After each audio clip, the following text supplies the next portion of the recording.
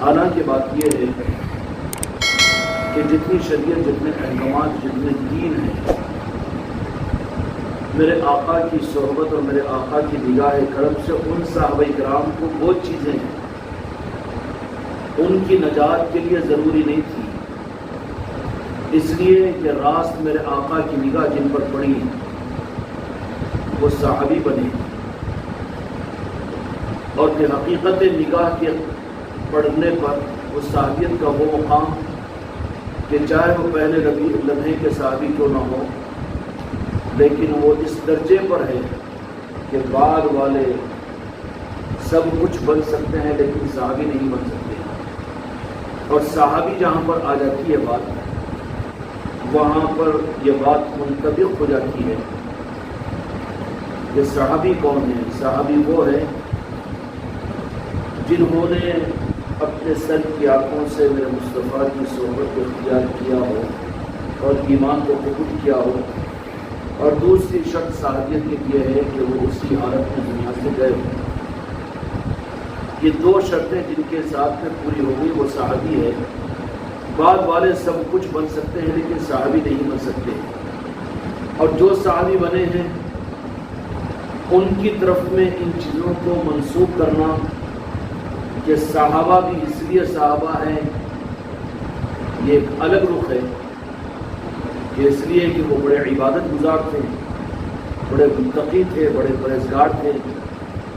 اور بڑی سنتوں پر عمل کرنے والے تھے، بڑی جہاد کرنے والے تھے۔ یہ سب کچھ تو یہ میرے آقا کی خوشنودی کے لیے صحابہ کرام کرتے تھے۔ دین کا وہ اثر رمز اور دین کا وہ حق اور دین کی وہ حقیقت کا راستہ میرے آقا نے اپنے نگاہ کرم سے صحابہ سیکھے نہیں بلکہ میرے مصطفیٰ نے بطور انعام کے اپنی نظروں سے انہیں عطا فرما دیا تھا کہ پھر جن پر میرے مصطفیٰ کی وہ نگاہ صحابیت کے لیے پڑ گئی، وہ صحابی اس درجے میں رہے کہ پھر اب ان کو اگرچہ کہ زندگی میں کوئی نماز نہ پڑھی ہو، اس کا مطلب یہ کہ بعض صحابی ایسے ہیں کہ ایمان قبول کی کوئی نماز کا وقت ہی نہیں آیا، اس سے پہلے شہید ہو گئے، تو وہ بھی صحابی ہے۔ اور ایک وہ ہے کہ جنہوں نے بڑے دھوم دھام سے ایمان قبول کیا تھا لیکن بعد میں بے ادبی اور گستاخی اور منافقت پیدا ہوئی، بڑی دین کی خدمتیں ان کے ہاتھوں پر ہوئی، بڑے دین کی خدمتیں ہوئی، جہاد ہوا، مسجد نبی کی نمازیں ہوئی، اور بڑے اعمال ان کی زندگی میں ہوئے، لیکن معاملہ کیا ہوا کہ گستاخی اور بے ادبی اگر ذرہ برابر بھی میرے آقا کے بارے میں مجھ سے ہوئی تو رب العالمین نے ان کو ایک شرط تو پوری کی تھی انہوں نے، لیکن دوسری شرط میں کہ اسی موقف پر اقی عظمت اور اسی تعظیم۔ اچھا، موقف کا مطلب کیا؟ ایک صحابی کے بارے میں آتا ہے کہ ان کے جب وہ جہاد میں جایا کرتے تھے وہ تو ان کے ساتھ مرض پڑ گئی، جو ساتھ میں جاتے تھے وہ صحابہ کرام میرے آقا کی خدمت میں آ کر ان کے کارنامے بیان کیا کرتے تھے کہ وہ تو ایسے مجاہد ہے کہ وہ بہت سو کو قتل کر دیتے ہیں، بڑی بڑی صفوں کو وہ زیر و زبر کر دیتے ہیں، اور بڑی قابلیت والے اور بہت زیادہ طاقت والے، بڑے کارنامے ان کے۔ ایک موقع پر میرے آقا کی زبان مبارک سے یہ بات نکلی، مگر وہ تو ہے جہنم، مگر وہ تو ہے جہنم۔ تو صحابہ کرام رضوان اللہ تعالی اجمعین نے ظاہری صورت کے اندر دیکھ کر یقین اور عقیدہ تو تھا کہ یقیناً وہ جہنمی ہے، لیکن عمل کے اعتبار سے کوئی پلڑا ہلکا ہو یہ بات نہیں تھی، بلکہ جہاد میں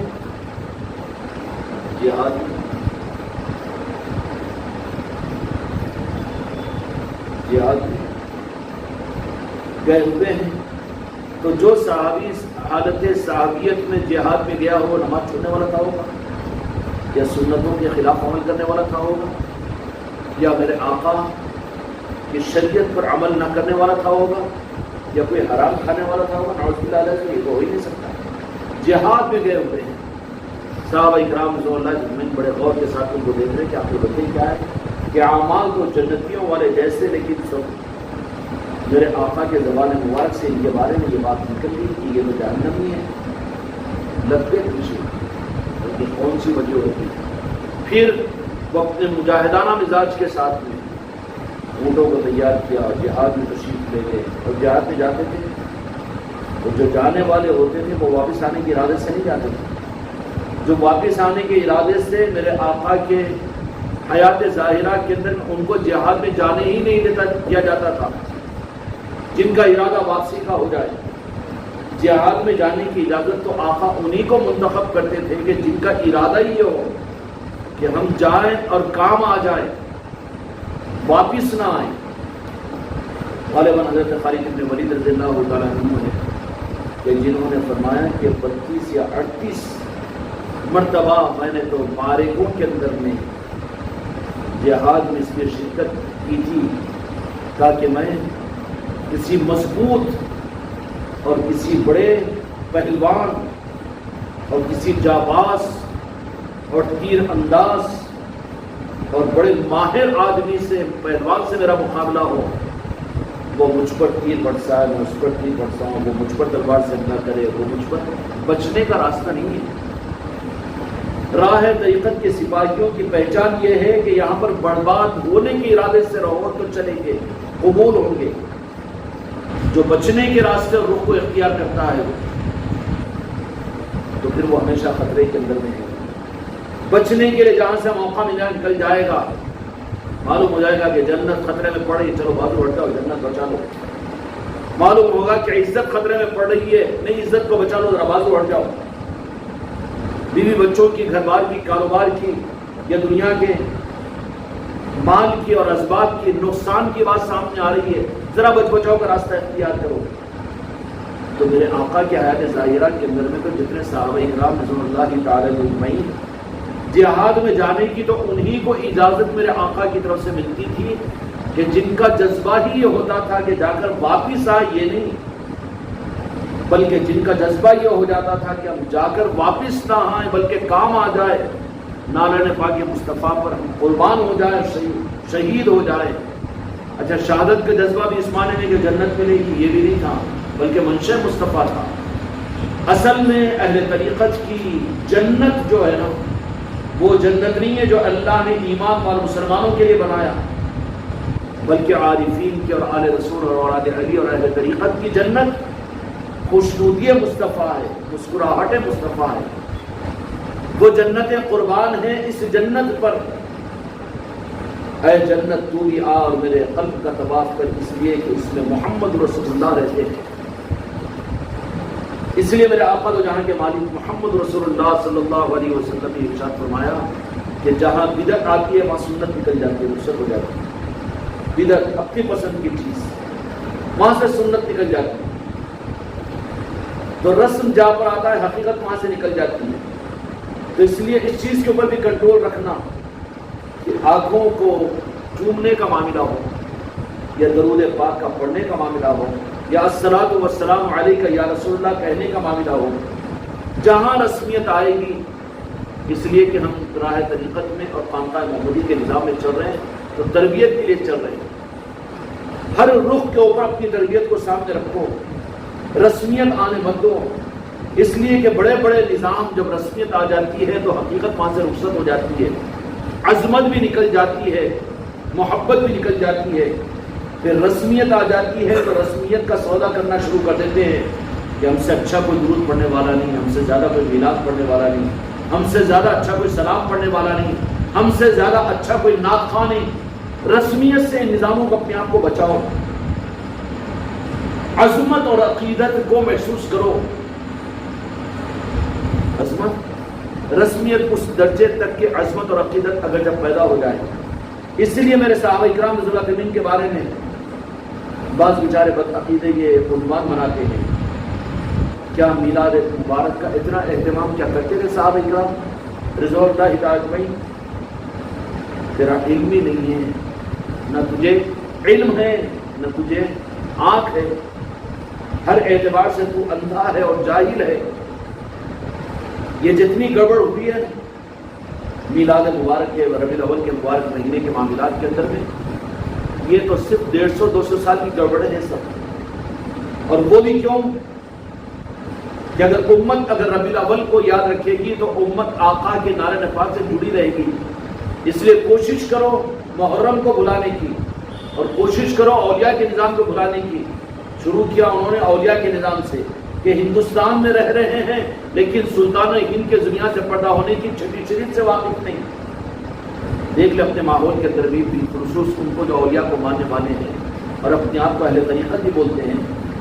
ان میں کثیر تعداد وہ ہوگی جو ان کو رجب اور چھٹی شریف نہیں معلوم سلطان الہند کی، اس کا کوئی اہتمام نہیں، ان کے کوئی تذکرے نہیں۔ ان میں سے پھر ایک طبقہ وہ بھی ہوگا کہ جن کو 11ویں شریف نہیں معلوم ہے، حضور کے پھر غوث الاعظم کے نظام نہیں معلوم ہے۔ اچھا، یہ دونوں چیزیں بھی کسی نہ کسی درجے میں چونکہ رسمیت پر واقعی ہے، 11ویں کا بکرا کاٹنا ہی ہے اور چھٹی شریف کی عید تو کرنا ہی ہے، حلوہ ہی بنا کر، تو پھر اس معنی کے اندر میں کیا ہوگا کہ اس معنی کے اندر میں رسمیت آ گئی ہے، مگر ان کو پنجتن پاک آل علی اور اولاد علی، تو یہ کیا نئی چیز ہے؟ اپنے کوئی وہ ایران والے کرتے نا جو شیعہ کرتے ہو، کیا مطلب ہے کہ یہ بھی رسمیت پر آ گیا ہے، اور یہ رسمیت بھی ان کے اندر میں کیوں باقی ہے؟ اس لیے کہ 11ویں کے بکرے ہیں، غنیمت ہے، چلنے دو بھی، مگر رسمیت ہے، حقیقت نہیں ہے۔ اور یہ ہوتے ہوتے انہوں نے چھٹی شریف کو ختم کیا، اور جنہوں نے ہندوستان میں رہتے ہوئے کوئی اگرچہ کہ وہ اپنے آپ کو سنی ہی کیوں نہ کہے، خاندانی اولیاء کا ماننے والا ہی کیوں نہ کہے، لیکن چھٹی شریف کو اگر یاد نہیں رکھ رہا ہے، چاہے کسی سلسلے کا کیوں نہ ہو، تو سمجھ لینا کہ اس ملک کے اندر میں رہتے ہوئے اگر رجب کی چھٹی شریف کو یاد نہیں رکھ رہا ہے، سلطان الہند کے عرس شریف کو، اور اس کے لیے اس کے زندگی کے اندر میں کوئی فرق اور کوئی اہتمام نہیں ہے، نہ مجلسوں کا ہے، نہ اس کی مسجدوں میں، نہ اس کی خانقاہوں میں، نہ ان کے گھروں میں ہے، نہ اپنے گھروں پر اس کا اہتمام ہے، تو یہ سمجھ لینا کہ رسمیت پر آ گیا ہے، اور اس کے روح کو موڑنے کے لیے بدعقیدے کامیاب ہو گئے ہیں، اگرچہ کہ وہ ابھی اپنے آپ کو سنی کہہ رہا ہے، لیکن کامیاب ہو گئے ہیں، ٹرن لے لیا اس نے۔ اور پھر اس سے آگے غوث الاعظم کا معاملہ، اب کوئی چشتی سلسلے کا ہوتا، ہم کو غوث الاعظم کی کیا ضرورت ہے؟ نہیں، غریب نواز کی چوکٹ پہ بھی ریجیکٹ ہو جائے گا وہ، اس لیے کہ غریب نواز یہی کہتے ہیں کہ ہم جو خوش ہوتے ہیں وہ ہمارے اہتمام پر نہیں، ہم جو خوش ہوتے ہیں وہ تو ہمارے سرکار پیران پیر کے اہتمام پر۔ تو کسی چشتی کے لیے کوئی گنجائش شریف نہیں، بھائی ہم چشتی ہیں، وہ قادری لوگوں کرنا 11ویں شریف کو نہیں بولے گا، نہیں، وہ تو اسی عظمت کے ساتھ میں جو رخ پر ہے اس کی پہچان کیا ہوگی؟ وہ رسم والا نہیں ہے، حقیقت والا ہے، کہ جس اہتمام کے ساتھ میں وہ چھٹی شریف کو کرے گا، اسی عظمتوں سے زیادہ عظمتوں کے ساتھ میں وہ 11ویں شریف کا غوث الاعظم کا اہتمام کرے گا کہ نہیں کرے گا؟ اب اس سے پہلے کا چاپٹر غریب نواز سلطان الہند کو بھی اہتمام کرتا ہے، 11ویں شریف کا بھی اہتمام کرتا ہے، مگر راجن شاہ ولی کے خالی عرس میں چل جاتا ہے، نہ مجلسوں کا اہتمام ہے مسجدوں میں، نہ خانقاہوں کے اندر میں کوئی تذکرہ ہے، نہ گھروں کے اندر میں راجن شاہ ولی کی محفل ہے، مجلس ہے، تو یہ بھی مرض پیدا کروا دیا ہے بدعقیدوں نے اس کے اندر میں، اس کے گھروں سے اپنے مالک عادل آباد کے اہتمام اور ان کی یاد کو ختم کر دیا۔ پھر وہ کیا ضروری ہے جی؟ چھٹی شریف بولے تو ٹھیک ہے، 11ویں شریف بولے تو ٹھیک ہے نا، محرم بولے تو ٹھیک ہے، میلاد بولے تو ٹھیک ہے، یہ سب کچھ بولے تو ٹھیک ہے، درود و سلام بولے تو وہ بھی ٹھیک ہے، لیکن راجن شاہ ولی ہم جاتے نا عرس میں، جا کے چادر چڑھا کے آ جاتے، فاتحہ پڑھ کے آ جاتے، لیکن وہ کیا چیز کہ ان کے نسبت کی محفلیں بھی مسجدوں میں ہونا، اور ان کے نسبت کی محفلیں بھی خانقاہوں میں ہونا، اور ان کے نسبت کی محفلیں بھی گھروں میں ہونا، جب یہی کرتے رہیں گے، ارے تو ان کا بندہ ہے، ان کا غلام ہے اولیاء کا، تو تیرے ہر آقا کی وفاداری تیری ذمہ داری ہے، کیا ہے؟ خود غرض نہیں ہے نا، تو دنیا کے کل اولیاء کا وفادار اور ان کا بندہ اور ان کا غلام سمجھتا ہے، تو تجھے تو ثبوت دینا پڑے گا نا، تجھے اپنی مسجدوں سے، تجھے اپنے گھر سے، تیری اپنی خانقاہوں سے، نہیں ہم قادری ہے تو خالی 11ویں شریف کرتے اور خالی وہی کرتے، ہم چشتی ہے تو خالی ہم چھٹی شریف کرتے اور صرف کوئی کرتے، رجب کے اندر بھی کرتے ہیں، ہم کو اس کی ضرورت نہیں۔ تو کیا سمجھنا کہ یہ بھی مرض آلودہ ہو چکا ہے، مرض لگ چکا ہے۔ کیوں کہ بدعقیدوں نے اس کا اپنا زہر، بدعقیدوں نے اس کے اوپر ڈال دیا ہے۔ کاٹو وہاں پر، عقیدت اور عظمتوں پر لاؤ، اس کی پہچان اپنے اندر پیدا کرو۔ عظمتیں اور عقیدتیں جتنی تمہاری ان چیزوں کے اندر اس کا حق، ان کے شان شان ادا کرو، اتنی ہی اہمیت عظمتیں تم کو میرے ان آقا اور اولیاء، اس لیے کہ اوپر کے اولیاء جو خوش ہوتے ہیں ان کے تذکروں سے خوش نہیں ہوتے، وہ ان کے اوپر کے اولیاء کے تذکروں سے خوش ہوتے ہیں۔ لیکن جب اس راستے سے حقیقت کی پہچان جب ہوگی نا، تو پھر یقینی طور پر حقیقت کو پانے کے لیے حقیقت کی طرف میں آئیں گے لوگ۔ ذرا دیر سے معلوم ہوتا ہے، شروع میں تو یہ معلوم ہوتا ہے کہ خانقاہوں کے اندر میں یہ نئی چیزیں ہو رہی تھی، یہ بدعات ہو رہی تھی،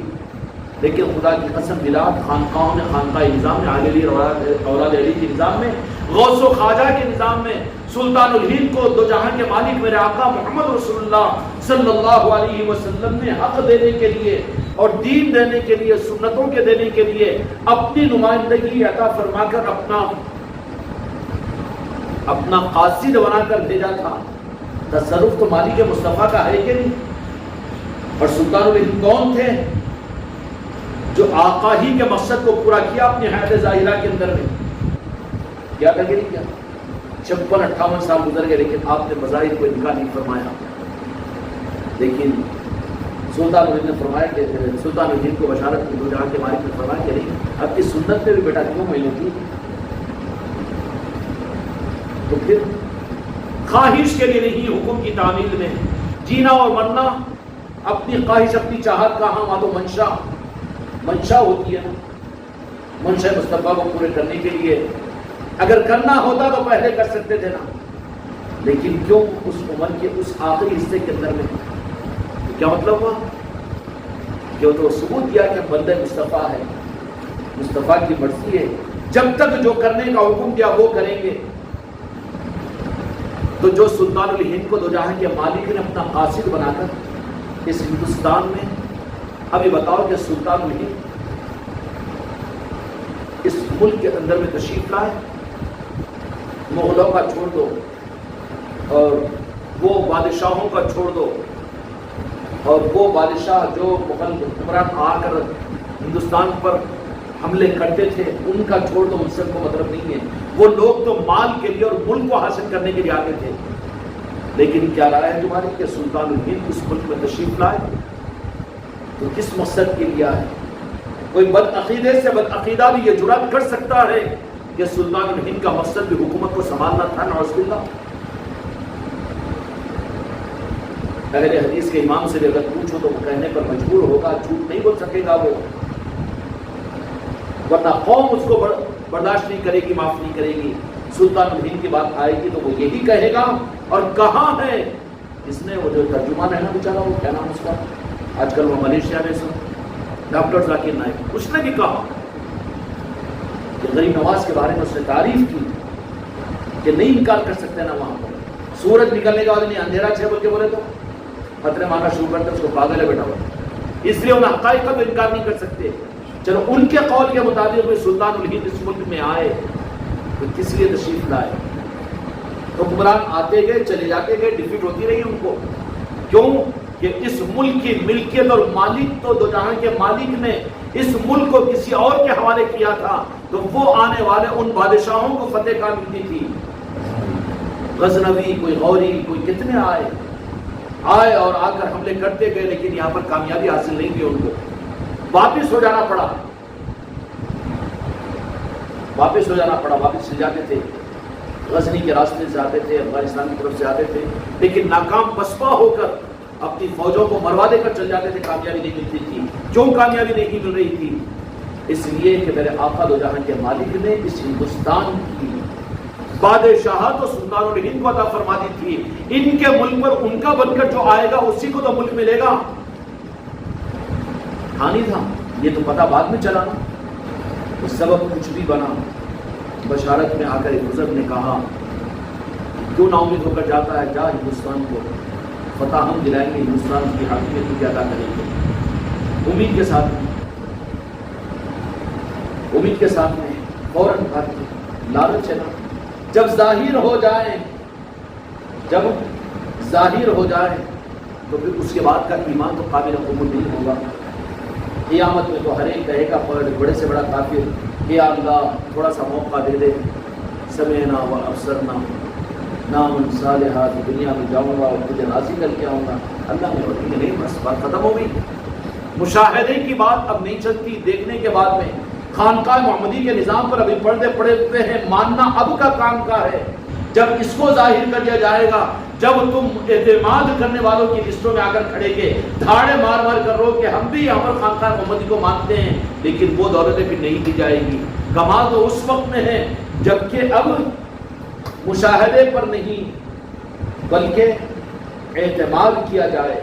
نہیں بولے اب کہ آپ تو بشارت ہے، بولے چلو ہوتی کہ بشارت ہے، وہ تو آیا۔ آنے کے بعد میں اتفاق سے رجواڑا تھا اس وقت میں اجمیر راجستھان، وہیں پر آیا۔ دلی وغیرہ آگرہ وغیرہ کی طرف میں جانا تھا لیکن وہیں پر آیا، اور ہوتے ہوتے وہاں پر پہنچتے ہوئے اتفاق یہ ہے کہ عصر کی نماز کے بعد میں وہ اجمیر آیا وقت کے قریب، تو جیسے اجمیر کی پہاڑیوں کے قریب پہنچا وہ تو وہاں پر اذان کی آواز آئی، پریشان ہو گئے کہ یہاں پر بھی اذان۔ ارے ہندوستان کے ان فضاؤں کے اندر میں سب سے پہلی اذان جو سنوائی جو 1500 برس تک آج ہم سن رہے ہیں وہ خواجہ جی کی اذان تھی، بابا قطب الدین بختیار کاکی رحمۃ اللہ نے دیا ہوگا۔ کہا کہ اچھا یہاں پر چلو کہاں ہے، کیونکہ اس کو تو معلوم تھا کہ یہاں پر کوئی نماز پڑھنے والا، کوئی مسجد اور کوئی اسلام کا نظام نہیں ہے۔ اب تلاش کرتے ہوئے وہ آواز کی طرف میں بھاگنے شروع کیا، تو جیسے ہی تو ایک رکعت ہو چکی تھی اور میرے سرکار سلطان ہند اس نماز پر بھی ہماری ساری نمازیں قربان ہو گئی، سرکار وہی نماز پڑھا رہے ہیں اور پڑھنے والے بابا قطب الدین بختیار کاکی جیسے باکمال لوگ ہو گیا، دیکھا نماز کیا پڑھتا ہوں، اب جیسے بھی ہو پڑھ لیا ہوگا، چاہے سیدھا سو بھی کرا ہوگا، جیسے نماز پڑھا، نماز پڑھنے کے بعد جیسے نماز پوری کیا فوراً جا کر قدموں پر پڑ گیا۔ کہاں پر؟ گلے سے گلہ نہیں ملایا، مسافہ نہیں کرا، خالی سیدھا قدموں میں گر گیا۔ کہا کہ اچھا ملک لینے کے لیے آیا ہے، ہم دے دیں گے تجھے۔ بشارت سنا دی، کیا سنائی تھی کہ ملک ہی نہیں دیں گے بلکہ جو بادشاہ ہے نا اس کو گرفتار کر کے تیرے قدموں میں لا کر ڈالے۔ ویسے ہی معاملہ ہوا، اس لیے سلطان غوری ہے، کیا نام ہے اس کا پتہ نہیں، ذہن سے نکل گیا، ہماری تاریخ میں مل جائے گا، آپ کو ڈھونڈ لو کہ ایسے ہی حالات بنے کہ راجستھان کا بادشاہ بھی گرفتار کر کے حکومت میں لایا گیا، اور وہ کہتا تھا کہ ملک ہم نے نہیں لیا بلکہ ملک کے مالک اور خواجگان نے ہم کو عطا کیا ہے۔ اگر یہ بادشاہان اور یہ مسلمان اور یہ قائدین اور یہ آج بڑی بڑی تنظیمیں اور مسلک بنانے والے، چاہے مسلم پسند اللہ بورڈ ہو کہ چاہے مجلس اتحاد المسلمین ہو کہ مسلم لیگ ہو کہ چاہے کتنی لیگ اور لاگ ہو، اگر اس رمز کو سمجھائے تو پھر سے مسلمانوں کی تقدیر اس ملک میں چمک سکتی ہے۔ تمہارا قصور یہ ہے کہ تم نے غریب نواز مالک کے ہندوستان کے در اور چوکٹ کو چھوڑ دیا۔ اگر رجوع ہو جاؤ ادھر تو خاک چھانی نہیں پڑے گی، اور بھی لوگوں کے سامنے تمہارے لیے تمہارے مراعات کی اور تمہارے فیصدوں پر سبسڈیوں کے لینے کی بھیک مانگی نہیں پڑے گی تم کو پارلیمنٹ اور اسمبلیوں کے اندر میں، بلکہ تمہیں پھر سے وہ عزت دلائیں گے غریب نواز جو دلایا ہے ملک کو، مسلمان حکمرانوں کو، لیکن آج مسلمان علماء کو سمجھنے کی رخ پر نہیں آ رہے ہیں۔ تو سلطان الہند اس ملک میں تشریف لائے، وہ بھی سمجھا اور پورا دنیا سمجھی اور آج سمجھ چکی ہے، مخالف سے مخالف بھی اس بات کا قائل ہے کہ دو جہاں کے مالک اس ملک میں تشریف لائے تو آقا کے نور کو پھیلانے کے لیے تشریف لائے، دین اور سنتوں کو دینے کے لیے آئے۔ یہ کتنا بڑا بوڑھا الزام ہوگا، کتنا جاہلانہ قول ہوگا کہ سلطان الہند کا نظام ہو اور وہ بدعت کو پھیلانے والا ہو، وہ خرافات کو پھیلانے والا ہو۔ نہیں، حقیقت کو جان، سلطان الہند کے نام کے اوپر اگر کوئی نظام ہے تو وہاں پر ڈپلیکیٹ دکانداری کو سلطان الہند زیادہ نہیں چلنے دیں گے، بلکہ اس کو کان پکڑ کے لے کر آ کر بے عزت کر دیں گے۔ کہ ہمارے سلسلے میں ہمارے نام کے اوپر تو غلط دکان نہیں چلا سکتا، تھوڑے دن برداشت کیا جائے گا، اس کے بعد وہ دودھ کا دودھ پانی کا پانی لا کر فراہم کر دیا جائے گا، اس لیے کہ میرے آقا نے اس ہندوستان کا مالک میرے غریب نواز کو بنایا، اور کب تک کے لیے بنایا؟ قیامت تک کے لیے۔ یہ ملک کس کا ہے؟ غریب نواز کا ملک ہے یہ، اور یہاں کی حاکمیت، یہاں کا محکوم، یہاں کا انسان، یہاں کا مسلمان، یہاں کی طاقتیں، یہاں کی حکومتیں، یہ سب کچھ کی چابی میرے آقا سلطان الہند کی چوکھٹ پر ہے۔ کیا ہے؟ وہ جس کو چاہے عطا کرے، وہ سلطان الہند ہے، وہ غریب نواز ہے۔ ہم مسلمان حماقت کرے، ان سے تو کٹے اور اسلام کا دعویٰ کرے، دھکے کھاتے رہے گا۔ جا پارلیمنٹوں کے اندر میں دہائی دیتے رہے، تیری زبان نہیں سک رہی ہے، تیری تاریخ کی کتابیں تو اٹھا کر پھر رہا ہے۔ سن 47 کے اندر میں مسلمان علماء کی آزادی میں شہید ہونے والوں کی داستانیں تو سناتا ہوا، لیکن تیری سننے والا کون ہے؟ کچھ حاصل ہو رہا ہے؟ کچھ حاصل نہیں ہو رہا ہے۔ اس کے لیے حاصل کرنے کا راستہ ہم بڑی مؤدبانہ انداز کے اندر میں عرض کر دیتے ہیں سارے قائدین کو، سارے مسلک اور جماعت والوں کو، اور سب کو ہم کہتے ہیں ببانگ دہل کہ تم کو اس ملک کی تقدیر کو اگر چمکانا ہو اور اسلام کی رونقوں کو اگر اس ملک میں دیکھنا چاہتے ہو، تو تم سے جو حق اور جو چابی چھوٹی ہے وہ غریب نواز کی چوکھٹ کی چابی ہے۔ اگر تم چابی کے لینے کے لیے وہاں پہنچ جاؤ تو ہم بھی تیار ہے کہ غریب نواز کو اس بات پر ہم منانے کے لیے کہ پھر سے عزت عطا کیجیے۔ لیکن قیادتیں، اقتدار، بوتی بول رہی ہے ان مسلک اور جماعتوں والوں کی، تو سلطان الہند وہاں پر کہتے ہیں کہ تم کو کیا مطلب ہے؟ ہمارے تم ہے، اپنی جگہ رہو۔ تم کیوں ریکمینڈ کرتے ہیں ان لوگوں کا؟ کیوں ریکمینڈ کرتے ہیں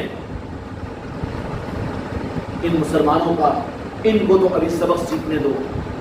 ان کو تو حالات کا شکار ہونے دو۔ جو ان کے دیوانے ہیں ان کو تو وہ یہی کہتے ہیں تم ہمارے ہیں، تم ہمارے ہیں، ہم نے تم کو اپنا بنا لیا۔ اس لیے ان معاملات کے اندر زیادہ زبان کھول کر بولتے بھی نہیں ہیں۔ ہم نے تو ایک موقع سے اپنے بچوں کے سامنے بات عرض کر دی، مسئلوں کا حل پارلیمنٹوں میں، اسمبلیوں میں نہیں ہے، احتجاجوں میں نہیں ہے، انتظاموں میں اور سیاست اور سیادتوں میں نہیں ہے، نئی پارٹیوں کے بنانے اور نئی جماعتوں کے قائم کرنے میں نہیں ہے، بلکہ سبق سیکھو کہ اس ملک کی چابی اور عزت کے تاج سلطان الہند غریب نواز کی چوکھٹ پر رکھے ہوئے ہیں۔ اگر یہ ان چیزوں سے ہٹ کر اگر پہنچ جائے وہاں پر تو پھر امت کے لیے چمکنے کے وہ دن دور نہیں ہے۔ لیکن بڑی ہوشیاری کے ساتھ میں یہود و نصارہ نے اس امت کے اس کشتی کو، اس ناؤ کو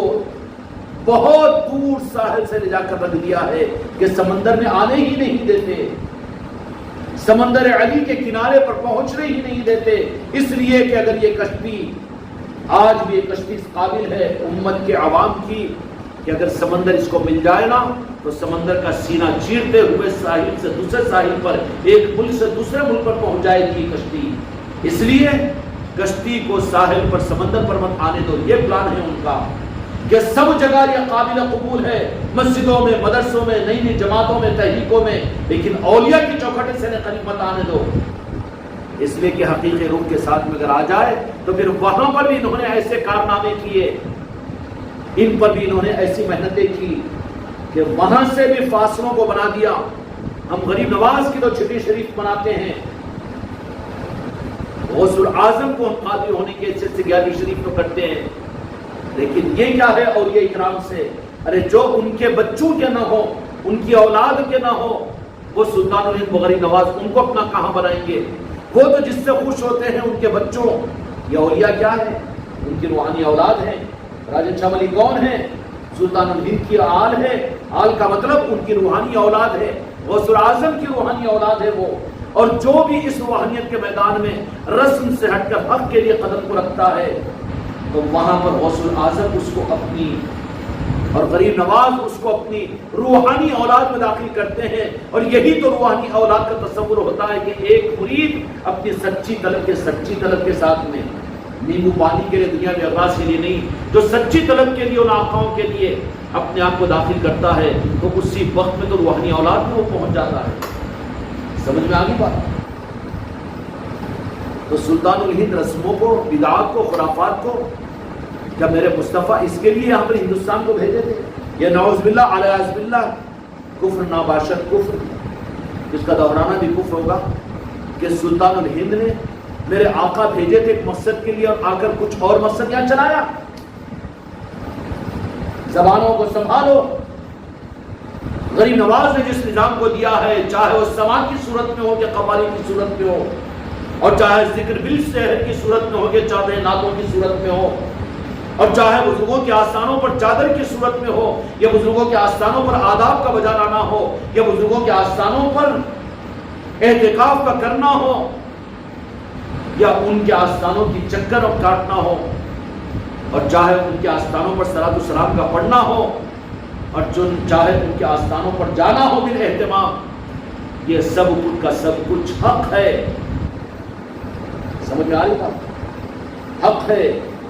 لیکن کہنے والے دیکھ کر اپنی نظر کی کمی کی وجہ سے کہیں گے کہ تو بدعت ہے، یہ رسم ہے، خرافات ہے۔ اپنے نظروں کا معائنہ کروا، اپنے دماغ کو صحیح کر۔ اسلام کو تو نے تو دیکھا 100 150 سال 200 سال میں، ذرا اوپر کے اسلام کو دیکھ 250 300 سال کے، تو تجھے یہی تو نظر آ جائے گا، یہی تو نظر آ جائے گا۔ وہاں کچھ نظر نہیں آئے گا نا، وہاں رہے گا تیرا مسلک کا وجود، رہے گی وہاں تیری جماعت، وہاں رہے گا تیرا دارالعلوم، وہاں رہے گا تیرا مولانا مفتی، کوئی نظر نہیں آئیں گے۔ وہاں پر کیا نظر آئے گا؟ وہاں پر تو پیری مریدی نظر آئے گی، وہاں پر صرف تو صرف حقیقت نظر آئے گی۔ مسلک اور جماعتوں کا تو کوئی ٹھکانہ وہاں پر نہیں ہوگا۔ ہوگا کیا؟ نہیں ہوگا۔ نظر کی کمی ہوتی ہے، جہالت کا اقرار ہوتا ہے، جہالت کا اظہار ہوتا ہے کہ جو اولیاء کے نظاموں میں بدعت و خرافات اور رسم بول کر، اور وہ چیز ان کی طرف سے زہر کو میٹھے میں ملا کر اتنا کیا گیا کہ بد نصیبی سے اس زہر کو جو میٹھے میں ملا ہوا ہے نہیں سمجھ کر، جو اپنے آپ کو اہل سلسلہ بھی کہتے ہیں، اہل خانقاہ بھی کہتے ہیں، اپنے آپ کو اہل سراسری بھی کہتے ہیں، اگرچہ کہ مروجہ اعمال ان کے اندر میں ہیں، سب کچھ بھی ہے، لیکن کامیاب ہوئے ہیں وہ کسی درجے میں، کامیاب ہوئے ہیں وہ کسی درجے میں، ان پر بھی پائزنوں کو انہوں نے داخل کرنے میں کامیابی حاصل کر لی۔ اگر یہ نہیں ہے، اگر کلیئرٹی اور مکمل صحت اگر ہے، اس کا ثبوت یہ ہوگا کہ جہاں پر غوث العظم کی 11ویں شریف ہوگی، جہاں پر 6 شریف ہوگی، وہیں پر عادل شاہ ولی کی نسبت کی بھی محفلیں تمہاری مسجدوں میں، تمہاری خانقاہوں میں، تمہارے گھروں میں بھی ہوگی، اس لیے کہ تو اسی کڑی سے کڑی ہے یہ۔ ورنہ تم کیا جانے غریب نواز کو، تم کیا جانے غوث العظم کو، پہچان کرانے والی ذاتیں تو جو باپ کو نہ جانے حماقت کرے دادا اور پردادا کی دعائیاں، یہ کام آنا جائے گا۔ تیری پہچان تو یہ ہوگی کہ تو وفادار اولاد ہے، تو جن کو تو پہچانتا ہے، جن کے ذریعے سے تو نے پہچانا، پہلے ان کا وفادار کتا تو بن۔ اولیاء کسی کو برا نہیں کرتے، بلکہ امت کے لیے وہ خیرخواہ ہوتے ہیں، خدا کی قسم۔ انبیاء کا سلسلہ جب ختم ہوا تو قائم مقام اولیاء کے انسانیت و امت کے لیے اولیاء ہوتے ہیں۔ اولیاء نوازنے والے ہوتے ہیں، لینے والے نہیں۔ اولیاء سنبھالنے والے ہوتے ہیں، گرانے والے نہیں۔ اولیاء برا چاہنے والے نہیں ہوتے، اچھا چاہنے والے، ان کی پہچان ہے۔ تم بھی برا نہ چاہو نا جی، ارے ایسا کرا تھا ہمارے پیر کو، اس واسطے ویسا ہو گیا، نہیں بولنا، تمہارے لیے مسئلہ بن جائے گا۔ کہیں ایسا نہ ہو کہ وہ بات کہیں تم پر نہ پلٹ جائے، تم بھی پھر کہیں کٹ نہ جاؤ۔ بڑے بڑے دعوے کرنے والے بھی ہم نے دیکھ لیے، آگے چکروں کے اندر میں ہوا نہیں ہوا۔ سورج نکلنے کے بعد بھی، سورج کو دیکھ کر بھی سورج کا انکار کیے ایسے لوگ بھی ہیں۔ اس لیے نہیں، اولیاء خدا کی قسم، راجم شاہ ولی ہو کہ تاج الاولیاء ہو کہ غریب نواز ہو، دنیا کے کل اولیاء ہو، غوث اعظم ہو، وہ کسی کو نقصان کرنے والے نہیں ہوتے، بلکہ وہ نوازنے والے ہوتے ہیں۔ کیا ہوتے ہیں؟ اور ان کو لینے کی ضرورت نہیں ہے، اس لیے کہ ان کے ہاتھ خود مصطفیٰ کے خزانے میں ہوتے ہیں، آل علی اور اولاد علی کے خزانے میں، وہ بھکاری نہیں ہوتے بلکہ دینے والے وہ ہوتے ہیں۔ اور جو ان کے حقیقت میں ہوتے ہیں ان کو بھی مخلوق کے سامنے وہ محتاج نہیں بناتے۔